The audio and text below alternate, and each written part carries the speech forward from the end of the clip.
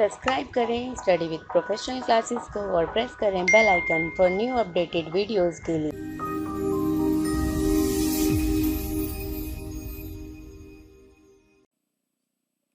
Hello everyone, welcome to my channel study with professional classes. So friends, आज जो है हम यूनिट 1 के बुलेट 3 के कुछ टॉपिक्स को कवर करेंगे। वीडियो अच्छी लग रही हो तो वीडियो को लाइक करें, चैनल को अभी सब्सक्राइब करें और अपने फ्रेंड्स के साथ शेयर करना ना भूलें। आप हमें टेलीग्राम ग्रुप, फेसबुक पेज और इंस्टाग्राम पर भी ज्वाइन कर सकते हैं, जिसका लिंक मैं डिस्क्रिप्शन में दे दूँगी। तो देखते हैं हम सबसे पहले यहाँ पर टॉपिक गवर्नमेंट इंटरवेंशन इन इंटरनेशनल ट्रेड।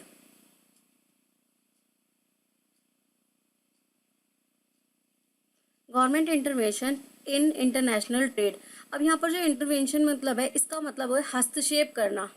ठीक है, तो गवर्नमेंट क्या करती है, कुछ इंटरनेशनल ट्रेड में कुछ हस्तक्षेप करती है। वो किस लिए करती है, कुछ रेस्ट्रिक्शन क्यों लगाती है? तो government possesses barriers and interfere in other ways like foreign trade policies like restrict trade policy, free trade. It regulate trade to maintain safety and ensure it benefit nation. तो बेसिकली अब जब government है वो क्या करती है, जब import और एक्सपोर्ट होता है, ठीक है, तो कुछ टैरिफ लगा देती है, रेस्ट्रिक्शन लगा देती है, जिससे कि जो हमारी होम कंट्री है वहाँ पर जो भी चीज़ों की ज़रूरत है वो उससे ज़्यादा जो है एक्सपोर्ट ना कर सके। पहले अपनी कंट्री की जो है वहाँ की डिमांड फुलफिल हो, उसके बाद एक्सपोर्ट हो। और सिमिलर कि अगर कंट्री में बहुत ज़्यादा इंपोर्ट होगा तो जो हमारी जो है होम कंट्री है या खुद की कंट्री है वहाँ पर क्या होगा, बहुत सारे प्रोडक्ट जो है बाहर के आ जाएंगे और डोमेस्टिक जो है कंपनीज या डोमेस्टिक जो लोकल जो बिजनेसमैन है उन्हें बहुत सारा लॉस होगा। और ऐसा ना हो, ठीक है, इसके लिए कुछ गवर्नमेंट रेस्ट्रिक्शन लगाती है। इसी को हम बोलते हैं गवर्नमेंट इंटरवेंशन इन इंटरनेशनल ट्रेड, कि ट्रेड में बहुत सारे टैरिफ लगा देना, जिसके थ्रू जो है इंपोर्ट कम से कम हो और एक्सपोर्ट हो, लेकिन जब हो जब जो उस कंट्री की डिमांड है उसको फुलफिल हो जाए। ठीक है, तो उसके बाद ही ये हो सके। और ये किस लिए लगाती है, कुछ पर्टिकुलर प्रोडक्ट पे लगाती है कि उसकी क्वालिटी जो है वो अच्छी हो और जो कस्टमर है उसकी सेफ्टी को ध्यान में रखते हुए इन प्रोडक्ट्स पे लगाई जाती है। अब इसके क्या क्या ऑब्जेक्टिव है, ऑब्जेक्टिव ऑफ गवर्नमेंट इंटरवेंशन। तो सबसे पहले यहाँ पे जो ऑब्जेक्टिव है, मैक्सिमाइज सोशल वेलफेयर। अब ये जो गवर्नमेंट है वो इसलिए लगाती है कि जो है सोशल वेलफेयर सबसे ज़्यादा हो सके, यानी कि जो सोसाइटी है उसके वेलफेयर के लिए काम हो। अगर कंपनी एक मैन्युफैक्चरिंग कर रही है एक प्रोडक्ट, ठीक है, उसके बाद वो बहुत सारे पॉल्यूटेड कर देती है, कुछ भी जो भी एरियाज करती है, तो उसके बाद वो रेस्ट्रिक्शन लगा देती है गवर्नमेंट की, आप इससे ज़्यादा जो है नहीं प्रोडक्शन कर सकते, या इतनी लिमिट है, या आपको कुछ ना कुछ CSR के परसेंटेज के रूप में देना होगा। ठीक है, कुछ टैरिफ लगा देती है। तो ये इसलिए करती है जिससे कि जो है कस्टमर और सोसाइटी का वेलफेयर हो सके, सोशल वेलफेयर हो सके। नेक्स्ट टॉपिक है मैक्रो इकोनॉमिक ऑब्जेक्टिव। अब मैक्रो जो है बेसिकली वहाँ पर हम पॉलिटिकल में पॉलिसीज, ठीक है, कि कंट्री की पॉलिसीज क्या क्या है, क्या क्या नॉर्म्स है वहाँ की, उसके कल्चर कैसा है, उसके अकॉर्डिंग हमारा जो प्रोडक्ट मैन्युफैक्चर हो रहा है वहाँ पर जाकर जो एक्सपोर्ट करेंगे तो जो कंट्री है उसके अकॉर्डिंग होगा। लेकिन अब गवर्नमेंट इसमें क्यों इंटरवेंशन करती है, जिससे कि इन्फ्लेशन को रोका जा सके। अब सपोज यहाँ पर जो है वो ज़्यादा से ज़्यादा एक्सपोर्ट कर दिया, ठीक है, यहाँ पर डिमांड तो बहुत ज़्यादा है उस प्रोडक्ट की डिमांड है, लेकिन उसके बाद भी उस प्रोडक्ट को क्या है एक्सपोर्ट कर दिया, और जो कंट्री है, जो हमारी कंट्री है, उसमें वहाँ प्रोडक्ट है ही नहीं, अवेलेबल ही नहीं है, सप्लाई के लिए प्रोडक्ट ही नहीं है, तो क्या होगा। अब जब क्योंकि प्रोडक्ट कम है तो उसकी बहुत ज़्यादा मांग होगी, जिसकी वजह से क्या होगा, बहुत ज़्यादा महंगाई बढ़ जाएगी। और ऐसा ना हो इसके लिए गवर्नमेंट क्या करती है, कुछ रेस्ट्रिक्शन लगा देती है कि ऐसा ना हो सके। ठीक है, अभी कोविड-19 के टाइम पे क्या होता कि एक जो हम वैक्सीन के एक मेडिसिन थी जो है पेशेंट पे असर कर रही थी, तो गवर्नमेंट ने क्या कहा था कि ये दवाई जो है सबसे पहले हमारे पेशेंट को मिलेगी जिनको भी प्रॉब्लम्स हैं, बाद में उसके बाद एक्सपोर्ट होगी जब हमारे जो पेशेंट है वो ठीक हो जाएंगे। तो गवर्नमेंट ऐसी रेस्ट्रिक्शन लगाती रहती है जिससे कि पहले अपनी कंट्री की जो है जो नीड्स है, जो डिमांड्स है वो फुलफिल हो सके, उसके बाद ही वो उसके बाद एक्सपोर्ट करे। तो देखो, primarily bye national government control inflation, basically ये इन्फ्लेशन कंट्रोल के लिए होता है। ठीक है, सोशो इकोनॉमिक ऑब्जेक्टिव, अब सोशो इकोनॉमिक ऑब्जेक्टिव में हमारा मेन ऑब्जेक्टिव क्या होता है कि जो है जो प्रोडक्ट है वो क्या हो, सेफली प्रमोट हो, ठीक है। या कोई प्रोडक्ट बन रहा है, सपोज प्लास्टिक का कोई प्रोडक्ट बन रहा है तो उससे बहुत ज़्यादा पॉल्यूशन हो रहा है, तो ऐसे ना हो इसके लिए कुछ सेफ्टी नॉर्म्स बनाई जाती हैं, पॉलिसीज़ बनाई जाती हैं कि इससे ज़्यादा आप पॉलिटी नहीं कर सकते, या आप ऐसा करोगे तो ये कुछ कुछ कंडीशंस लगा दी जाती हैं। तो बेसिकली ये सोशो वेलफेयर के लिए काम करती है। Motivated by concern over fairness, promote safety, certain risk, ठीक है। अदर ऑब्जेक्टिव, क्या क्या ऑब्जेक्टिव होते हैं अदर, कि प्रमोट नेशन यूनिटी, हम अपनी नेशन की यूनिटी को प्रमोट करते हैं कि हम भारतीय हैं, इस यूनिटी को प्रमोट करते हुए तो गवर्नमेंट है बहुत सारी रेस्ट्रिक्शन लगाती है, ठीक है। और वो कुछ कंडीशंस में लगाती है कि अगर आपको प्रोडक्ट जो है, और कुछ छूट भी देती है कि आप ज़्यादा एक्सपोर्ट करो, ठीक है, या इंपोर्ट करना है तो इतने इतने परसेंटेज में आप कर सकते हो। तो ये कुछ गवर्नमेंट जो है वो रेस्ट्रिक्शन लगाती है। तो ये था हमारा पूरा पोर्शन गवर्नमेंट इंटरवेंशन इन इंटरनेशनल ट्रेड का। नेक्स्ट हम यहाँ पर देखते हैं tariff and non tariff barriers. अब टैरिफ बैरियर बेसिकली होता क्या है, ठीक है। अब गवर्नमेंट जो है ट्रेड बैरियर्स जो है क्यों लगाती है कि ज़्यादा से ज़्यादा जो है इंपोर्ट ना हो सके। अब एक हमारी कंट्री है, ठीक है, इंडिया बहुत सारा इंपोर्ट कर लेती है, तो क्या होगा, हमारा बैलेंस ऑफ पेमेंट जो है वो डेफिसिट में चला जाएगा, और हमारी कंट्री जो है, जो लोकल यहाँ के जो बिजनेसमैन है वो उनका क्या होगा, उनको बहुत ज़्यादा लॉस हो जाएगा। और ऐसा ना हो इसके लिए गवर्नमेंट क्या करती है, कुछ रेस्ट्रिक्शन लगाती है, इसे हम बोलते हैं ट्रेड बैरियर्स, ठीक है। तो ट्रेड बैरियर्स क्या है, ट्रेड बैरियर्स में कुछ गवर्नमेंट रेस्ट्रिक्शन लगाती है कि आप इससे ज़्यादा इंपोर्ट नहीं कर सकते, और अगर एक्सपोर्ट करना है तो ये कंडीशन है, पहले जो अपने नेशन की जो है नीड्स डिमांड वो फुलफिल होगी, उसके बाद ही आप एक्सपोर्ट कर सकते हो। तो trade barriers are government includes induced restriction on international trades with the objective of protecting interest of domestic produce and earn revenue and improve position of balance of payment। ये इसलिए भी लगाती है कि गवर्नमेंट को जो है वो रेवेन्यू के तौर पर कुछ टैक्सेस मिल जाए, ठीक है, और वो बैलेंस ऑफ पेमेंट को क्या कर सके, डेफिसिट से कम कर सके, ठीक है। तो रेस्ट्रिक्शन लगाने का एक ये भी कारण है कि उनको एक रेवेन्यू मिल जाता है, प्लस उस पर एक लिमिट लग जाती है कि आप इससे ज़्यादा इंपोर्ट नहीं कर सकते, इससे ज़्यादा एक्सपोर्ट नहीं कर सकते, तो ये लिमिट लगाई जाती हैं। अब इसमें जो है टाइप ऑफ ट्रेड बैरियर्स, ये दो टाइप के होते हैं। पहला जो है टैरिफ बैरियर्स, ठीक है, दूसरा नॉन टैरिफ बैरियर। तो हम पहले पढ़ते हैं टैरिफ बैरियर क्या होता है। अब जो टैरिफ बैरियर है बेसिकली ये लगाया जाता है कि एक प्रोडक्ट की जो है वो वैल्यू इंक्रीज हो जाती है। सपोज गवर्नमेंट ने एक प्रोडक्ट जो बाहर से इंपोर्ट हो रहा था उसका प्राइस एग्जांपल के लिए ले रही हूँ 10 रुपये है, ठीक है। जब लेकिन इंडिया में आकर वो इंपोर्ट हुआ, उसके बाद जब वो प्रोडक्ट सेल हुआ तो 12 रुपये का सेल हुआ, तो जो 2 रुपये था ये क्या लग गया, ये टैरिफ के तौर पे जो टैक्स गवर्नमेंट ने ले लिया, ठीक है। उसके बाद ये गवर्नमेंट ने ले लिया टैरिफ के रूप में, जिससे कि इंपोर्ट क्या हो, कम से कम हो सके। तो ये क्या करती है, एक प्रोडक्ट की कॉस्ट को इंक्रीज कर देती है। तो देखो यहाँ पर लिखा है मैंने, price increases value of product. वो क्या करती है, उस पर्टिकुलर वैल्यू पे टैक्स लगाती है, जिससे उस वैल्यू जो प्रोडक्ट है उसकी इंक्रीज हो जाती है। The term tariff means tax on duty tariff.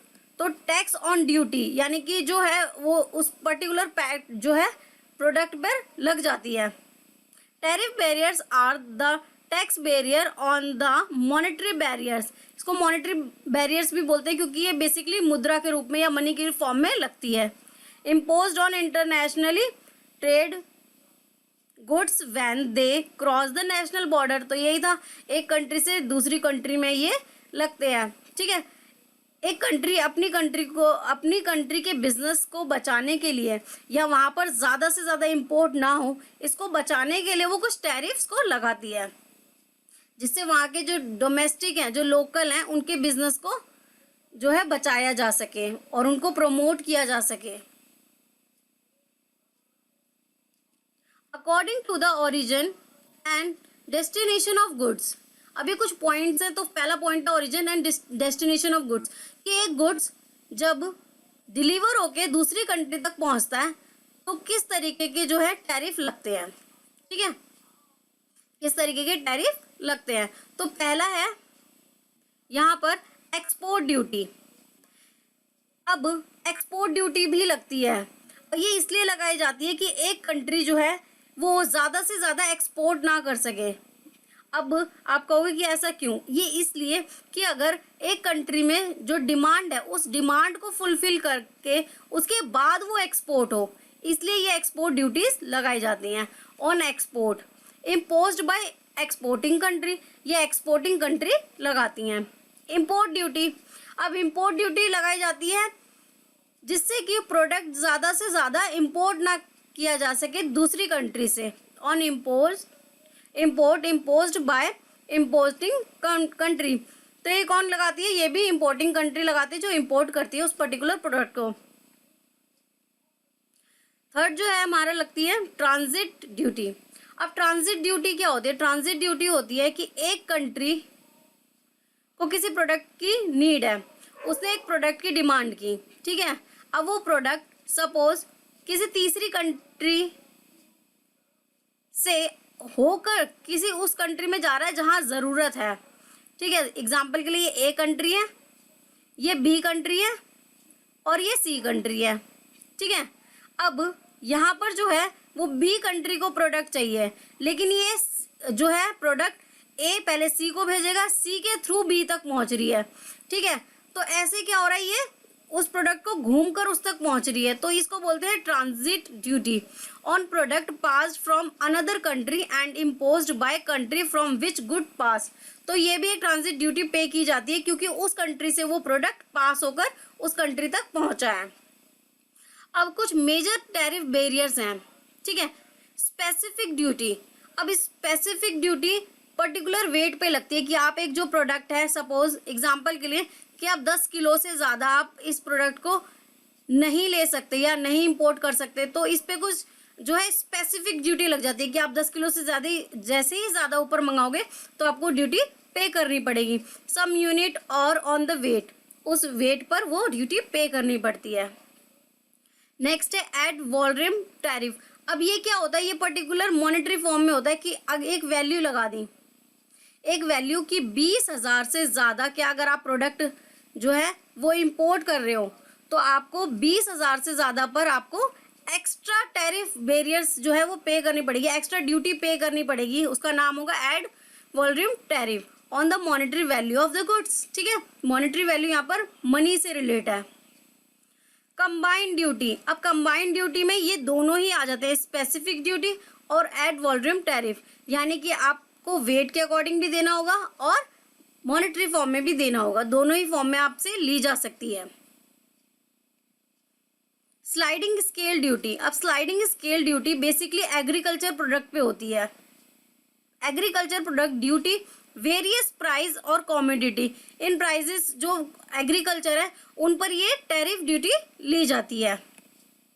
Protective tariff, अब ये कंपटीशन को कम से कम करने के लिए प्रोटेक्टिव टैरिफ लिया जाता है। अब सपोज एक कंट्री जो है वो दूसरी कंट्री में एक प्रोडक्ट को सेल कर रही है और वो ज़्यादा से ज़्यादा इंपोर्ट कर रही है, तो ना हो सके ज़्यादा से ज़्यादा इंपोर्ट, इसके लिए वो क्या करती है, एक प्रोटेक्टिव टैरिफ लगाई थी कि इसके बाद भाई देखो आपने बहुत ज़्यादा, जो हमारी कंट्री है उसने बहुत इंपोर्ट कर लिया और हमारे डोमेस्टिक लोकल जो है वो मार्केट को बचाया जा सके, इसके लिए प्रोटेक्टिव टैरिफ लगाया जाता है। नेक्स्ट हम यहाँ पर देखते हैं अकॉर्डिंग टू देयर फंक्शंस और पर्पस ऑफ इम्पोजिशन, ठीक है, कि हमारा जो है वो ठीक से काम हो सके और हमारे पर्पस की हमारे पास ज़्यादा से ज़्यादा जो है रेवेन्यू अर्न हो सके। तो देखो यहाँ फर्स्ट पॉइंट है revenue tariff, to earn revenue. अब अगर ड्यूटीज़ जो है वो पे कर रहे हैं इम्पोर्टर एक्सपोर्टर, तो क्या होगा, गवर्नमेंट के पास रेवेन्यू कलेक्ट हो जाएगा, टू अर्न रेवेन्यू एक पर्पस हो गया। एंटी डंपिंग ड्यूटी, अब एंटी डंपिंग ड्यूटी होता क्या है, देखो एक कंट्री एग्जांपल के लिए ले रही हूँ, ये है जापान, ठीक है, और ये है अनदर कंट्री इंडिया। अब यहाँ पर क्या होगा, इनके यहाँ पे जो है सपोज 8G चल रहा है, ठीक है, 8G चल रहा है। अब हमारी जो कंट्री है वहाँ 4G चल रहा है, ठीक है। अब इनके यहाँ जो है ये 8G प्रोडक्ट है, अब इसके बाद 9G आ गया। तो इन्होंने सोचा क्यों ना 8G जो है वो इंडिया में सेल आउट कर दिया जाए, क्योंकि यहाँ पे ये प्रोडक्ट की डिमांड बिल्कुल खत्म हो गई है, तो यहाँ सेल आउट कर दिया जाए, यहाँ डंप कर दिया जाए, ठीक है।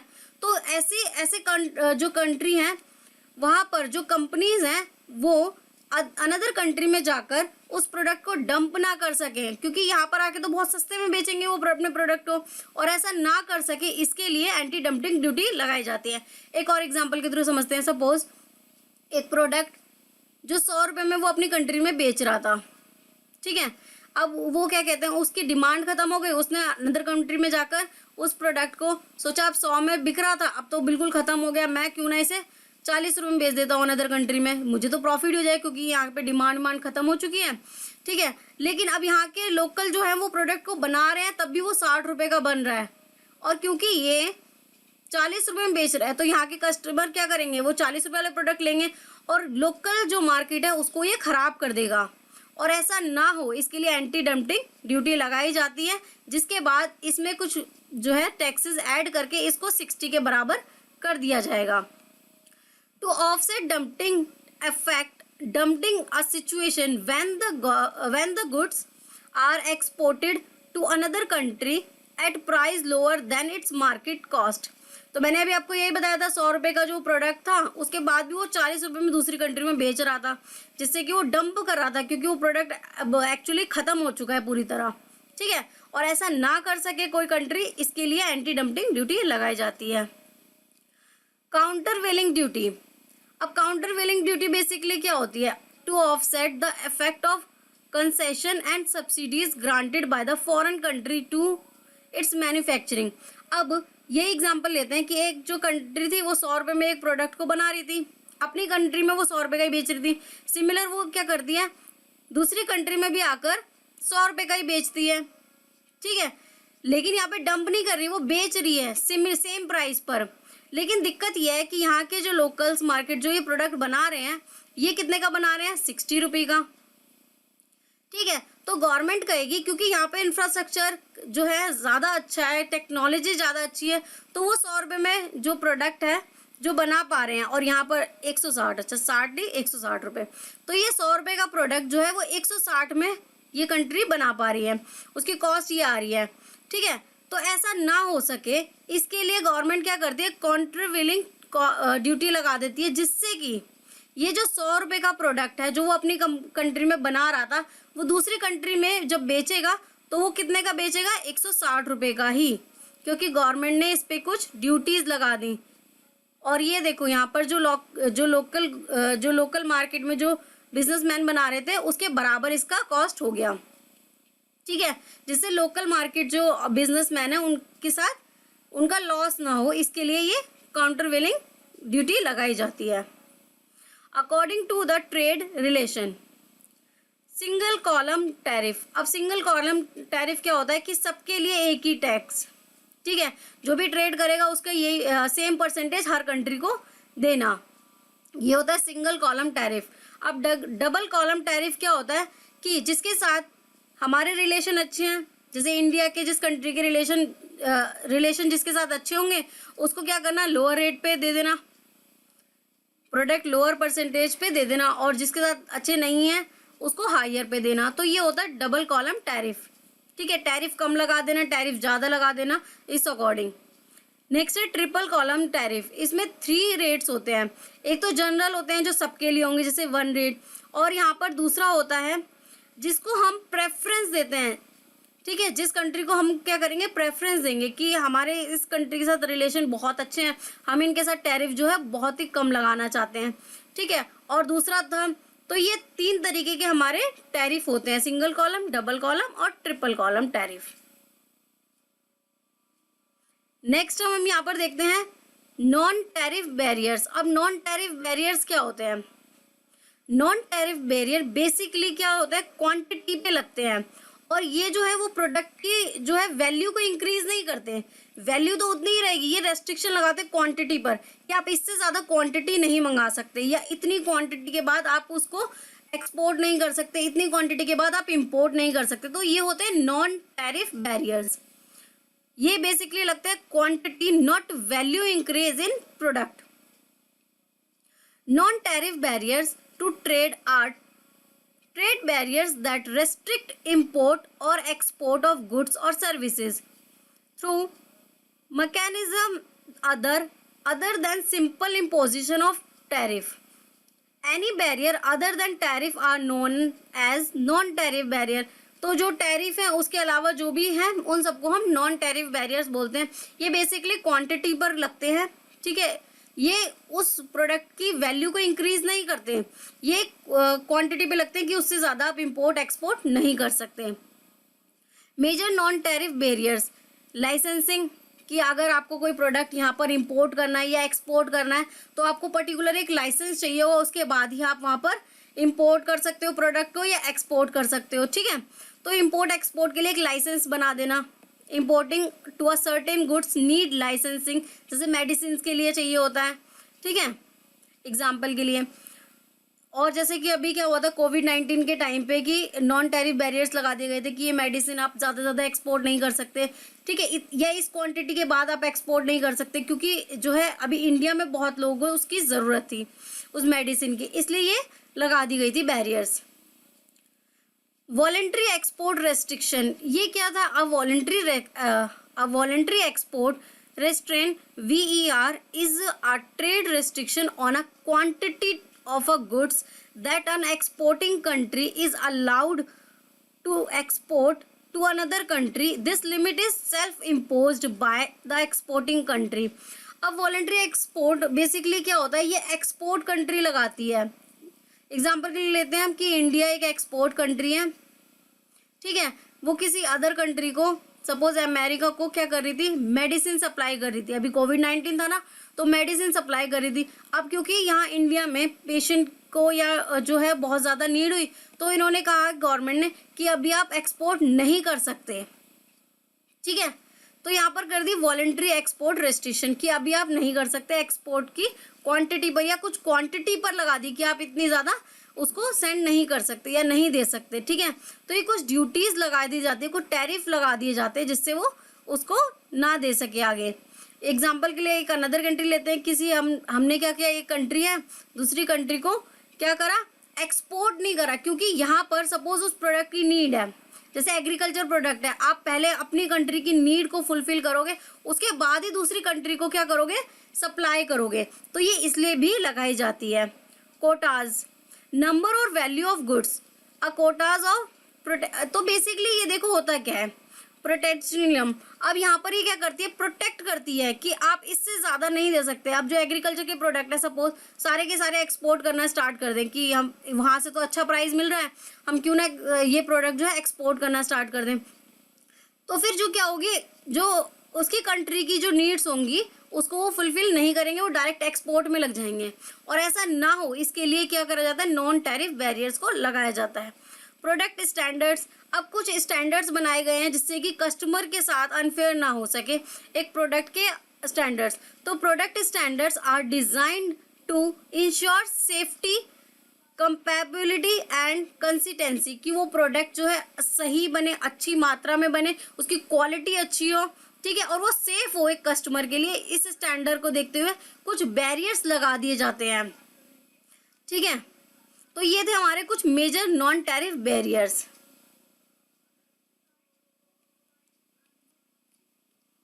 नेक्स्ट है हमारा इंडियन फॉरेन ट्रेड पॉलिसी और new India's foreign trade policy.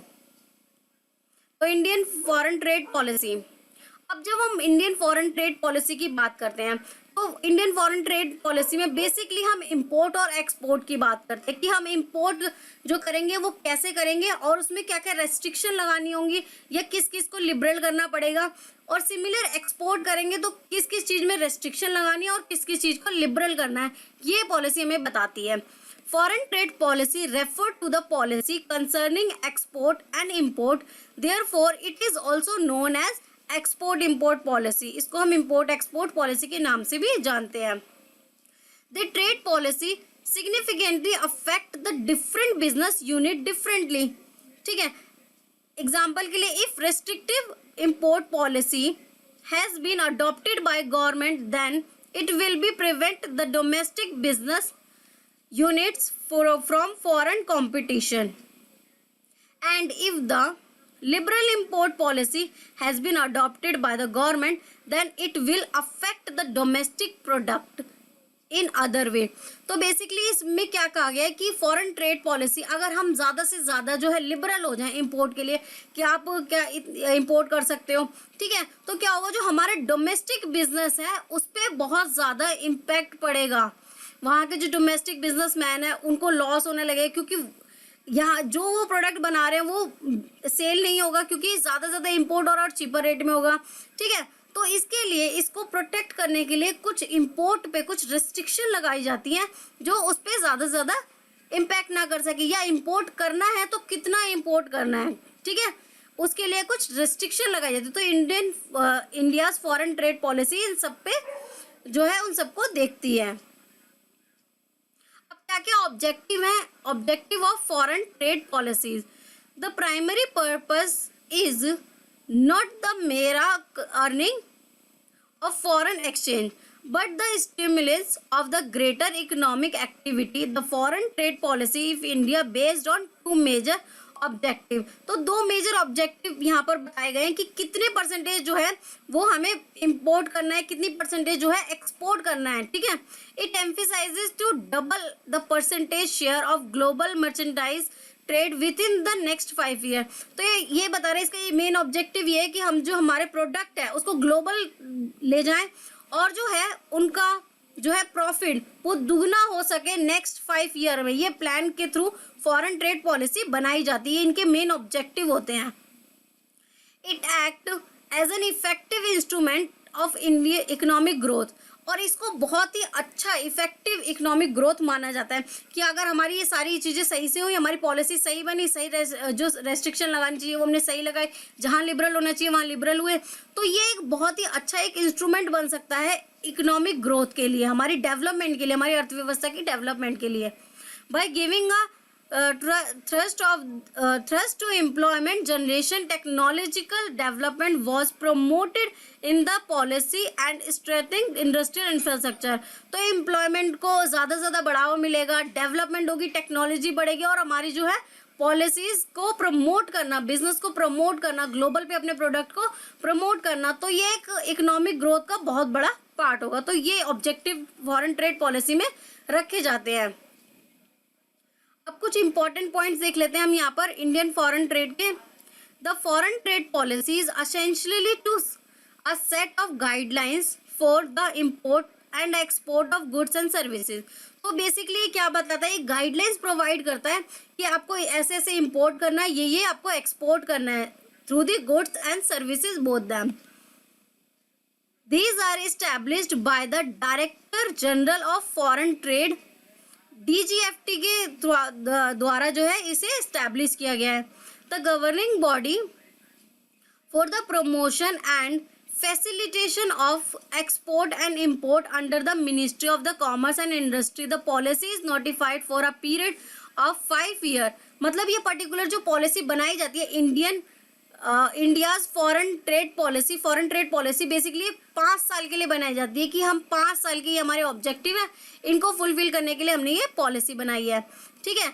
और it is updated every year, ये हर साल अपडेट होती है on March 31 and the change come into affect April 1। 1 अप्रैल को इसमें जो भी चेंजेस होते हैं, जो भी अपडेट होती है उसको अपडेट कर दिया जाता है और उसके इफेक्ट 1 अप्रैल को दिखते हैं।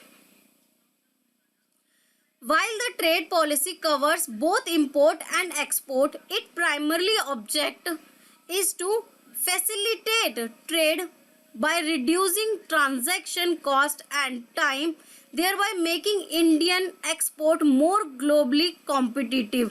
तो यहाँ पर यही बोला है कि जो ट्रेड पॉलिसीज़ है वहाँ पर इंपोर्ट और एक्सपोर्ट दोनों को कवर किया गया है कि जो ऑब्जेक्टिव है हमारा है वो क्या है कि समय पर मिले वो प्रोडक्ट और उसकी कॉस्ट कम से कम हो, ठीक है, और एक्सपोर्ट को है जो है बढ़ावा दिया जा सके। तो इसके लिए जो है फॉरेन ट्रेड पॉलिसी बनाई जाती है। नेक्स्ट हम यहाँ पर देखते हैं provides the basic framework of policy for promoting export and trade. तो ये एक बेसिक फ्रेमवर्क प्रोवाइड करता है कि आपको इस तरीके से जो है पूरी जो है इंपोर्ट करना है, एक्सपोर्ट करना है। The current FTP foreign trade policy जो है अभी हमारी करंट में चल रही है वो है 2015 से लेकर 2020 तक।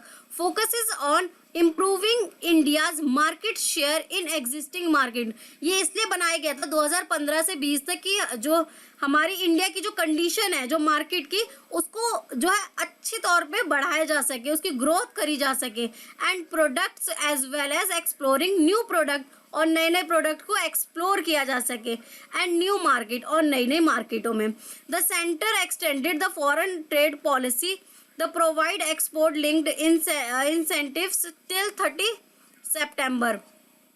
तो अभी जैसे कि आप जानते हो कोविड-19 चल रहा है, कोरोना चल रहा है, तो उस टाइम पे अभी क्योंकि पॉलिसी में बहुत सारी चीजें अपडेट करनी थी जो नहीं हो पाई, इसके लिए क्या करा गवर्नमेंट ने 30 सितंबर 2021 तक इसे क्या करा, बढ़ा दिया गया है। इस साल के लिए इसे बढ़ा दिया गया है।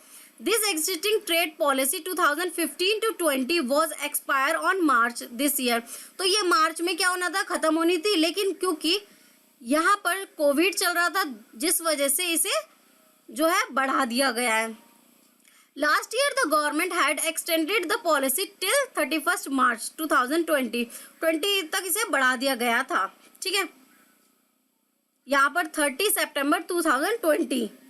ठीक है, नेक्स्ट हम देखते हैं फॉरेन ट्रेड पॉलिसी 2015 to 20। कुछ इसके हाइज एंड लोज, मतलब इसमें क्या क्या पॉइंट्स थे जो मेन फोकस करते हैं 2015 to 20 हमारी स्कीम्स पे, फॉरेन ट्रेड पॉलिसी पे। The current trade policy which focused on improving India's performance in existing market. ये इंडिया की परफॉर्मेंस को क्या करे, बढ़ाए, उसको वो दिखाए कि जो प्रोडक्ट है, जो टेक्नोलॉजी है वो हमारे प्रोडक्ट की अच्छी हो रही है, इंप्रूव करे उसकी परफॉर्मेंस को। एंड एक्सप्लोरिंग न्यू मार्केट, और न्यू मार्केट को एक्सप्लोर करे, has been praised as a progressive for the following reason. कुछ रीजन से उसको क्या करे, बढ़ाए। ठीक है, it is consolidated range of export incentive with the different eligible criteria into 2 schemes. ये 2 स्कीम्स हैं, MEIC यानी merchandise export from India scheme, and SEIS services export from India scheme. ये 2 स्कीम्स लाई गई थी जिसके द्वारा जो है हमारे ग्लोबल तौर पे जो है हमारे प्रोडक्ट को अच्छा दिखाया जा सके और हमारी जो एग्जिस्टिंग मार्केट जो वैल्यू है उसको इंक्रीज किया जा सके। तो इसके कुछ ये की वर्ड्स थे, की पॉइंट्स थे। It offered export incentives under these 2 schemes into form of duty credit scripts which can be used by exporter to pay importer duties. The scripts are fully transferable. अब बेसिकली क्या थी, जो export कर रहे हैं उनको कुछ एग्जम्पशन दी जाती थी और वो खुद भी ले सकते थे और दूसरों को भी ट्रांसफर कर सकते थे, which means that is an exporter has no need for them and they can pass it on another। तो वो दूसरों को पास भी कर सकते हैं और वो चाहे तो वो खुद भी उसका बेनिफिट उठा सकते हैं। It identify 108 micro small and medium enterprises MESC cluster for focus intervention with a view of boost export. तो बेसिकली बूस्ट एक्सपोर्ट के लिए यहाँ पर जो है 108 जो है माइक्रो स्मॉल मीडियम एंटरप्राइजेस जो थे उनको ये कीवर्ड सोचे गए थे कि ऐसा ऐसा हम करेंगे। It promoted paperless processing for of various DGFT। जो है आजकल ई-कॉमर्स चल रहा है, डिजिटलाइजेशन हो गया है, तो क्या क्या गया था, पेपरलेस वर्क होगा director general of foreign trade के थ्रू। Licensing and application in 2019 a WTO dispute. अब 2019 में WTO एक dispute settlement panel acting on Washington complaints, एक complaints I said India export subsidy provisions. अब जो इंडिया जो है वो प्रोविजंस देती है, इंडिया क्या करती है, कुछ प्रोविजन देती है, कुछ छूट देती है कि आप ज़्यादा से ज़्यादा एक्सपोर्ट करो तो आपको ये बेनिफिट मिलेंगे। लेकिन 2019 में WTO में कहा गया कि आप छूट देने की बजाय उनको प्रमोट करो, उन्हें दूसरी तरीके से सपोर्ट करो रेदर देन जो आप सब्सिडीज दे रहे हैं वो। तो ये कंप्लेंट आई थी वॉशिंगटन में। वायलेट ये WTO ने कहा कि हमारे जो है इंटरनेशनल ट्रेड का एक नियम का उल्लंघन करती है ये चीज़ें। एंड मस्ट बी विड्रॉन, जो ये आपकी स्कीम है आप इसे विड्रॉ करें। This include tax incentives under the popular, ये दो स्कीम के थ्रू हम क्या करते थे, हम बेनिफिट देते थे, इंसेंटिव्स देते थे कि ज़्यादा ज़्यादा हमारी कंट्री एक्सपोर्ट कर सके। बट WTO में 2019 में ये डिस्प्यूट आया। As India's per capital gross national product is over $1,000 per annum, it can no longer offer subsidies based on export performance. The panel rule, in panel में ये कहा गया कि अब जो है सब्सिडीज को आप प्रमोट ना करें, उनको सपोर्ट करें, जो भी उनको ज़रूरत है वो सपोर्ट दिया जा सके एक्सपोर्ट में rather than subsidies. This controversy reinforce the growing view in India that the country needs to move away from subsidy and thinks of other a way to help exporter। तो subsidy की वजह उनको है दूसरे तरीके से help की जा सके। अब जो है what are the expectation from FTP 2021-2026, क्या एक्सपेक्टेशन करी जा रही है कि जो न्यू ट्रेड पॉलिसी आएगी उसमें क्या क्या चेंजेस होने चाहिए। अब जैसे देखा गया है कोविड-19 चल रहा है, तो कोविड-19 was a cascading war international trade, Indian export falls by a record 60% and import by 59%, यानी कि जो एक्सपोर्ट में गिरावट आई है वो 60% और जो इम्पोर्ट बढ़ा है वो 59% इन अप्रैल 2020।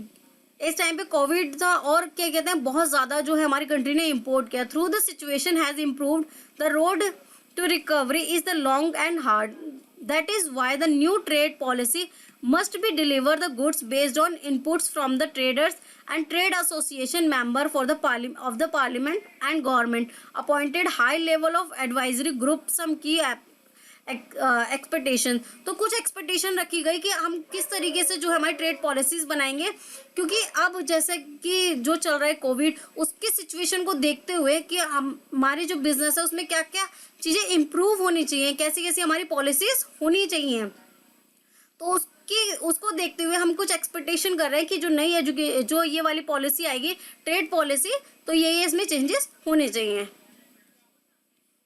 तो यहाँ पर WTO कंप्लेंट टैक्स इंसेंटिव, तो WTO ने जो मैंने अभी आपको बताया था कि WTO ने कंप्लेंट करी थी कि जो है एक्सपोर्ट पे जो है हम सब्सिडीज ना देकर उनको सपोर्ट करें, ठीक है, एक्सपोर्ट में सपोर्ट करें, सब्सिडीज ना दे। ये थी WTO की complaint. With the incentive under the MIC, जो हम इन दो पॉलिसीज के थ्रू जो उन्हें सब्सिडीज दी जाती है एक्सपोर्ट के थ्रू, उसको ना दिया जा सके। Under a cloud the need of the hours is WTO compliant tax benefit to this and the government has announced the remission of duties of taxes on import product। तो ये रेमिशन of duties of और taxes on import product, ये एक नई scheme आई। इसके तहत बोला गया कि जो है सपोर्ट प्रोवाइड किया जाएगा और जो सब्सिडीज़ है उसे कम कर दिया जाएगा।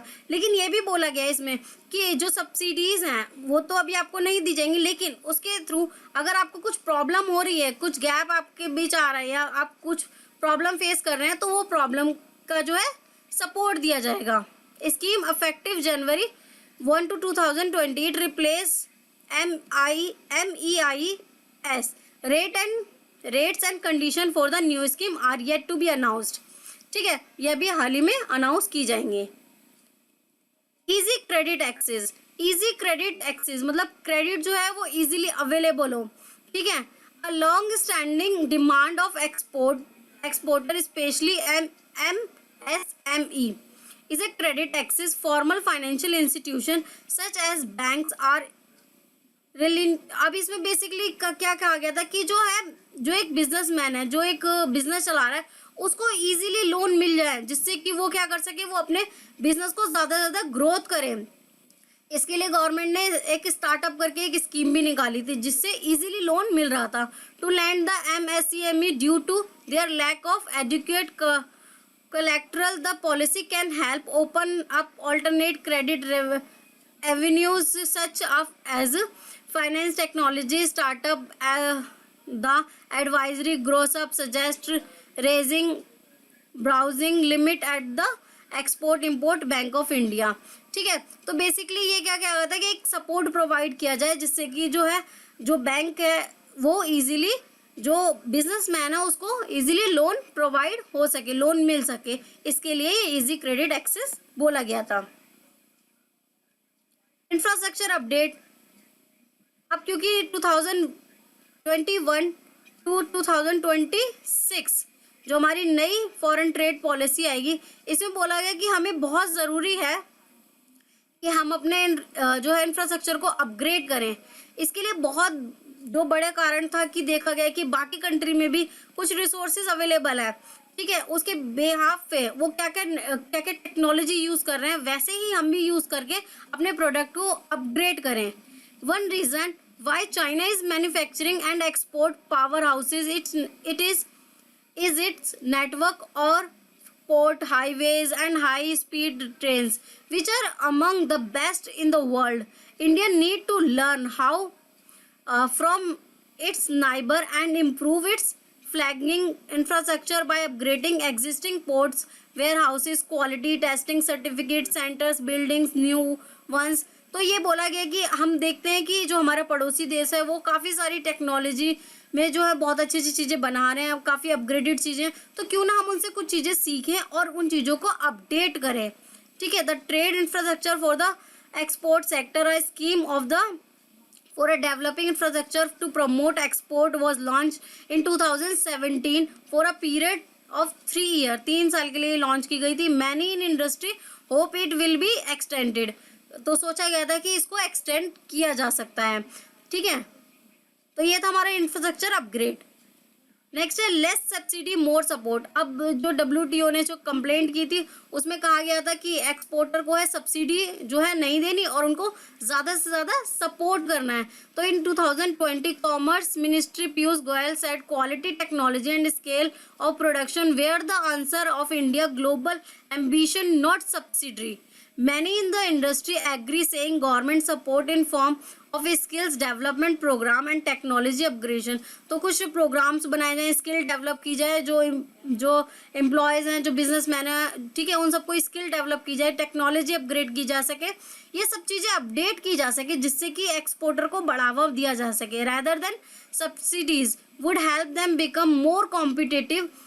ठीक है, Paramedical, biotechnical and medical devices are some factor that could do with upskill. Similarly, the trade policy could include incentives with a focus on research development, something the government has spoken in the past on the technology front of amendment technology upgradation fund, which is facilitate improvement in the investment productivity quality and export the textile industry through technology upgrades can be republican and the other sector।